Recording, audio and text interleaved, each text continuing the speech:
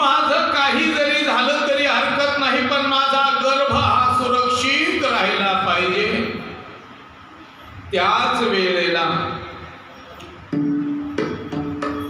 भगवान श्रीकृष्णाने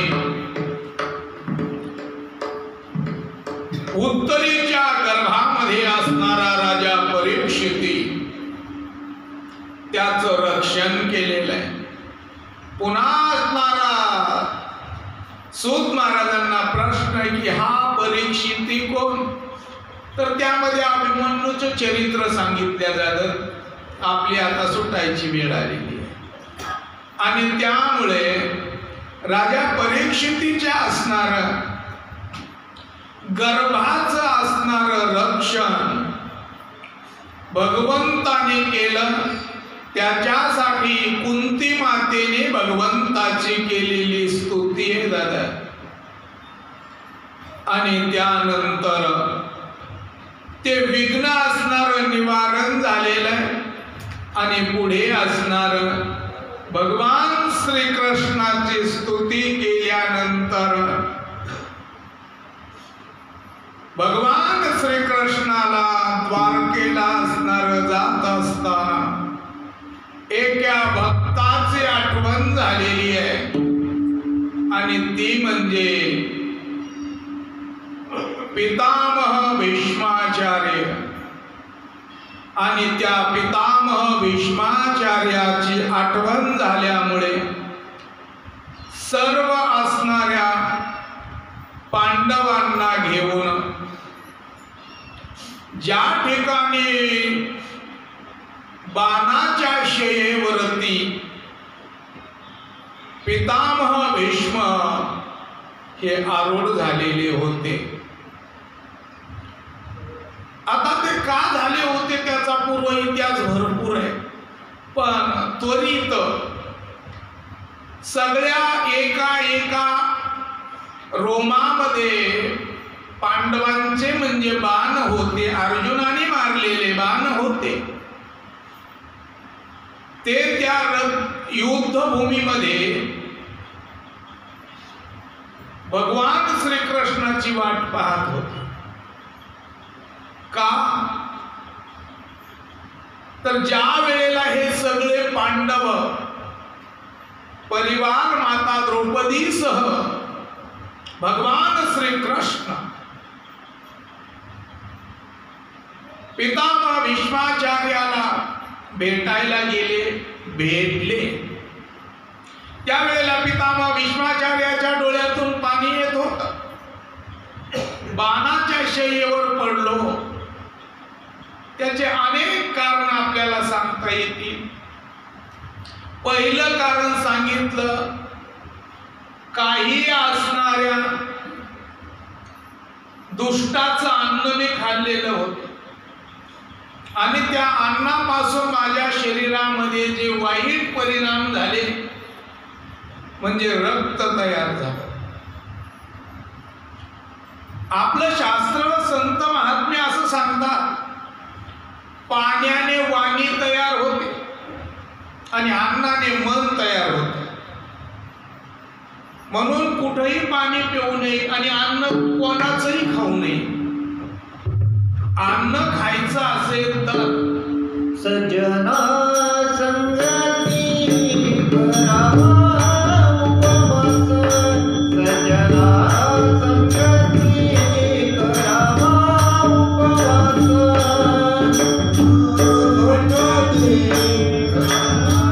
उपवास सजना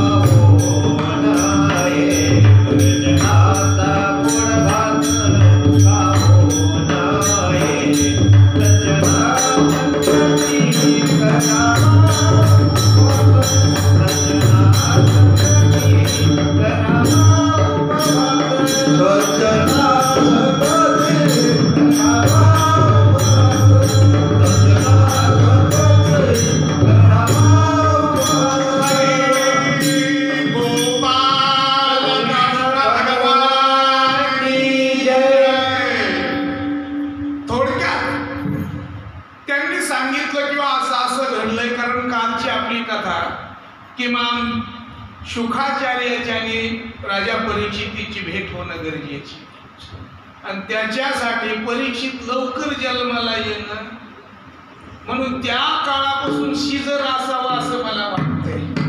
ही आजचीच व्यवस्था नाहीये. म्हणून पूर्णता असणारा भीष्म निर्याण पूर्ण झाला असं आपण समजू. देवाला पायथ्याला उभं केलं, आणि एक मुख्य प्रसंग त्यावेळेस जे पांडवांना नीती सांगितली ना, ती नीती सांगत असताना माता द्रौपदी हसल्याचा उल्लेख आलेला आहे. त्यावेळेस भीष्माचार्यांनी सांगितलं, तू का हसली? पितामह सहज हसू नाही. येडगळ माणसं उगाच हसतात, त्याला काहीच कारण नसतं. पहा, ज्या वेळेस 5 मूर्खाचे कारण सांगितले, त्याच्यामध्ये चलत चलत खाणारा, हसत हसत बोलणारा हे मूर्खाचे लक्षण आहे.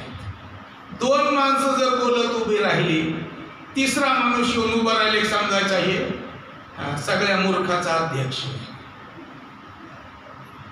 आणि अशा अवस्थेमध्ये कारण विचारल्यानंतर माता द्रौपदीने सांगितलं, पितामह आज जे तुम्ही धर्म सांगता, नीती सांगता, ज्या वेळेला तुम्ही चांगले होता,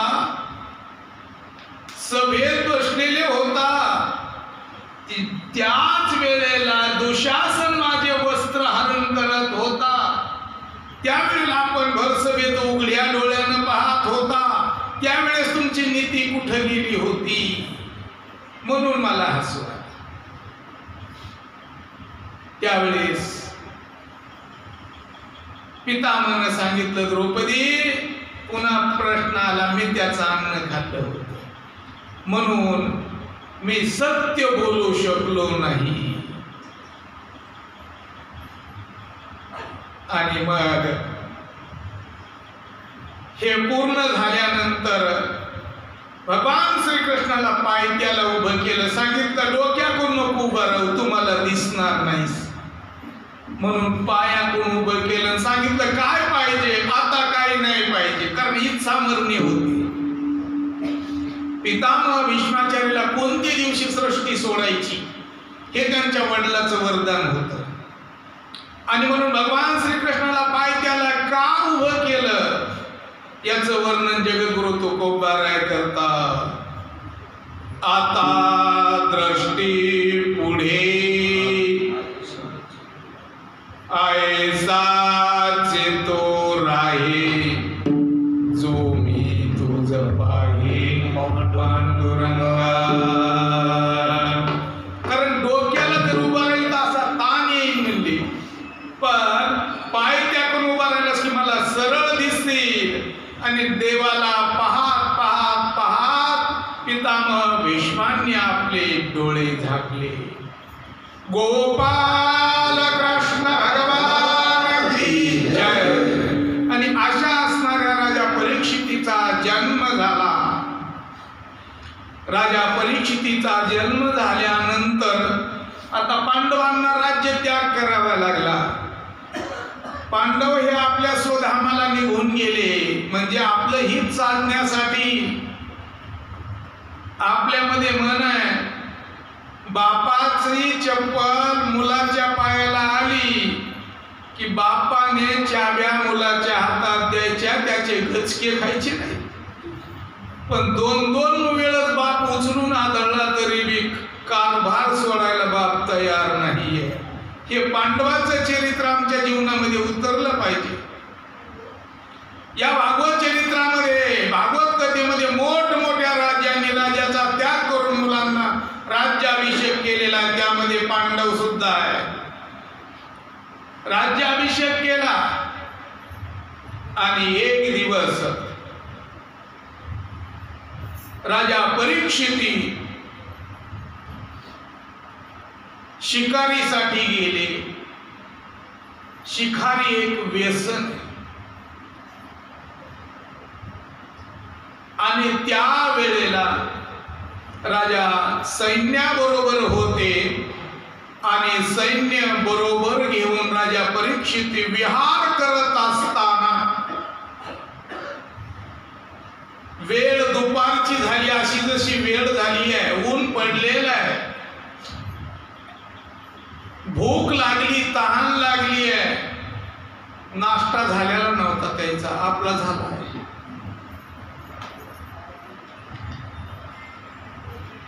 आणि त्याच वेळेला राजा परीक्षिती एकटे गेले, सैन्य एकीकडे गेलं. जवळ पाणी काही नाही आहे एवढ्यामध्ये त्यांना आश्रम दिसला. तो आश्रम होता शमीक ऋषीचा.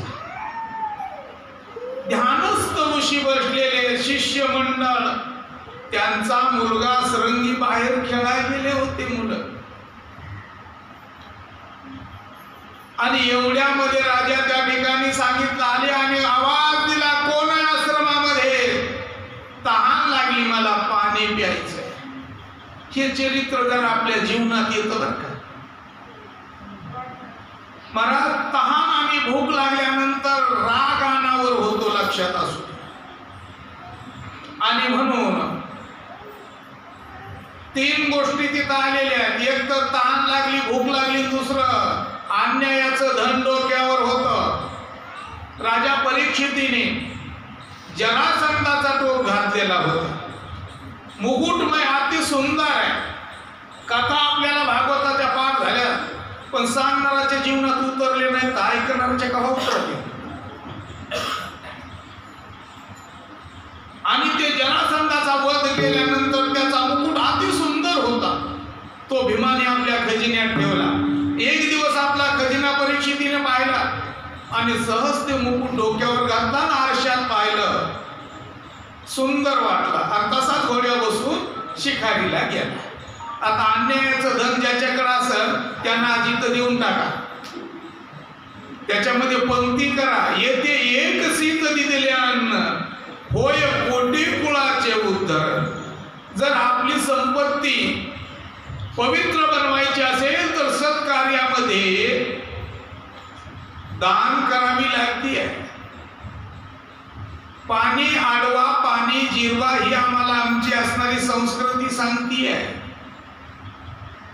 आणि अशा अवस्थेमध्ये अन्यायाचं धन असल्यामुळे विपरीत बुद्धी झाली. साधूचा सन्मान करणारा, साधूच्या चरणावर डोकं ठेवणारा राजा परीक्षिती, पण साधूकडून सन्मान करण्याची अपेक्षा झाली.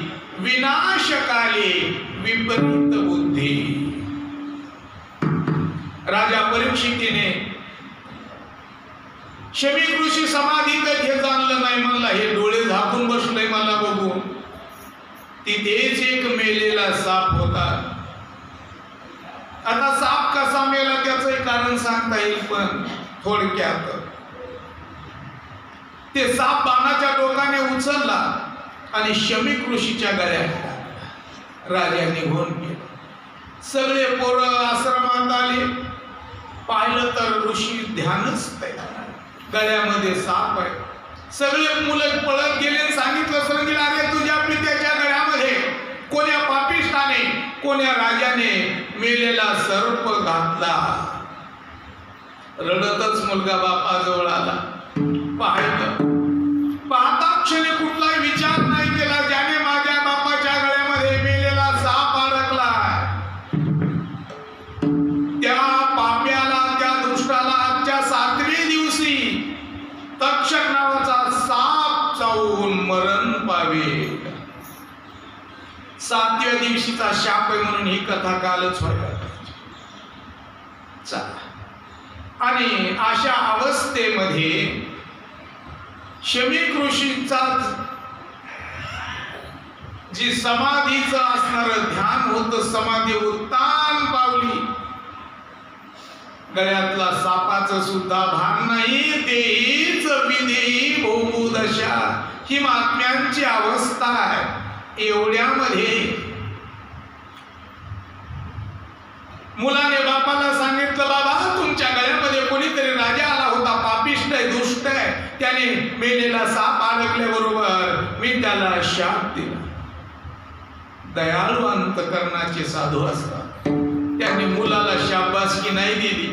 अरे अरे अरे कार्ट्या, तो विद्वान राजा आहे, तो राजा धर्माचं पालन करणार आहे. आपले आश्रम त्यांच्याच असणाऱ्या आधाराने चालतात. तो लय वाईट काम केलं रे बाळा, असं नव्हतं करायला पाहिजे. पण आता एक सांग, त्या राजाला माहित नसेल बाळा. त्या राजाला जाऊन तरी सांग, तो राजा काहीतरी योजन करेल. योजना काहीतरी केल्याशिवाय राहणार नाही. आणि त्याच प्रकारे राजा परीक्षिती घरी परत आली आणि डोक्यावरचा मुकुट खाली ठेवल्याबरोबर राजाच्या डोळ्यामध्ये प्रकाश पडला.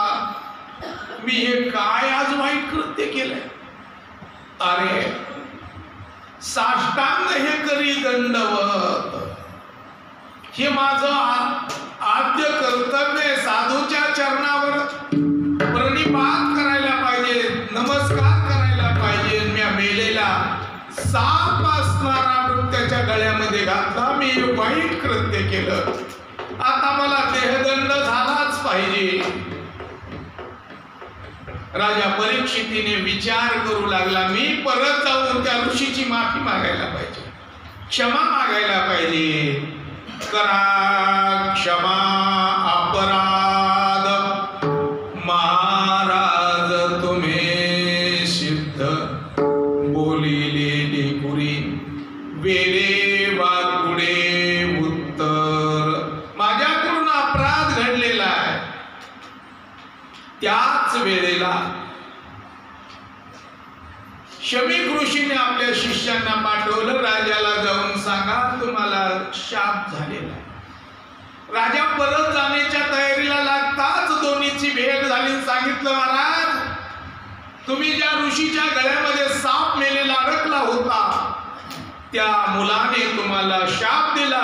आजच्या 7व्या दिवशी तुम्हाला तक्षक नावाचा साप चावून मरणार आहे. त्याच वेळेला राजा परीक्षितीला वैराग्य निर्माण झालं.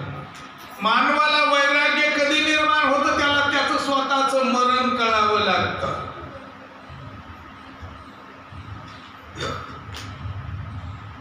त्या वैराग्याची स्थिती सांगितली आहे नाथबाबांनी. मरण जाणे समीप.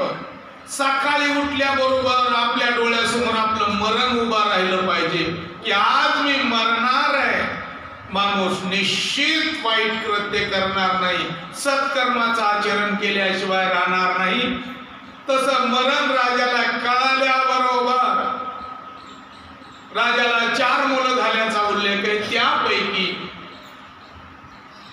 जन्मीजय नावाचा जो असणारा मुलगा आहे, त्या जन्मीजय नावाच्या मुलाला राज्याभिषेक केला आणि राजा आपल्या असणाऱ्या उद्धाराचं कारण शोधत निघाला.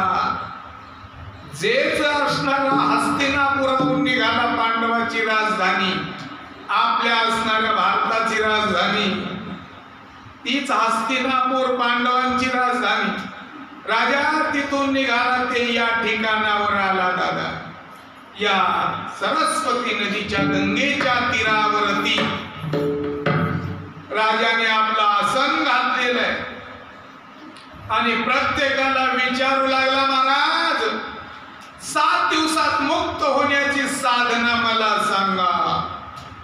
त्यावेळेस ऋषीमुनींना वाटू लागलेलं आहे, सांगावून साधन खोटं ठरलं तर आपल्या इतक्या दिवसाचं. म्हणून काही बोलतच नव्हते. काही सांगत होते राजा जप करावं लागेल, काही सांगत होते यज्ञ करावं लागेल, पण तितकी सामग्री गोळा करण्याकरता वेळ नाहीये, दिवस फक्त 7च आहे.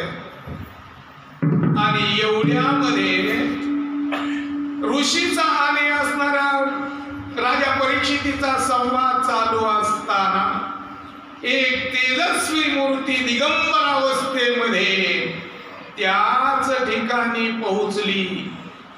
त्यांचं नाव आहे भगवान शुकाचार्य. बोल भगवान शुकाचार्य जय भगवान की जय. सगळ्यांनी उठून त्यांना सन्मान दिला आणि राजा परीक्षितीने प्रश्न विचारला. त्या प्रश्नाचं उत्तर शुकाचार्य भगवान आता उद्याच्या कथेतून देतील. होईल कथा थोडी मागं पुढं आता, पण आपल्याला वेळेचं भान ठेवून वेळेमध्ये कथा बसवूनच आपल्याला आपल्या कथेचं निवेदन करायचंय. म्हणून पुढील असणारा प्रसंग आयोजन करणारे चिंचोलकर आपा सचिन भाऊ आमचे सर पैठणकर काका हे सगळे सांगतील. ते सर्वांनी शांत चित्ताने त्याचं पालन करावं. बोल शुकाचार्य भगवान गोपाल कृष्ण भगवान की जय.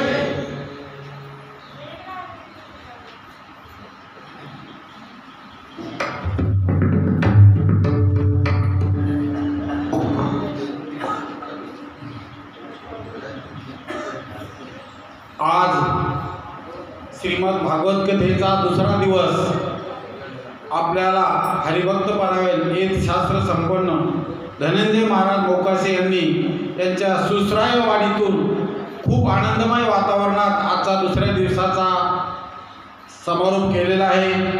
तरी आपल्या सर्व भक्तांना नम्रपूर्वक काही सूचना करायच्या आहेत, त्या सर्वांनी शांतपणे ऐकावा. सूचना करता घेत नाईलाज असतो आपल्याला सांगावं लागतात की कारण या धर्मशाळेच्या आवारामध्ये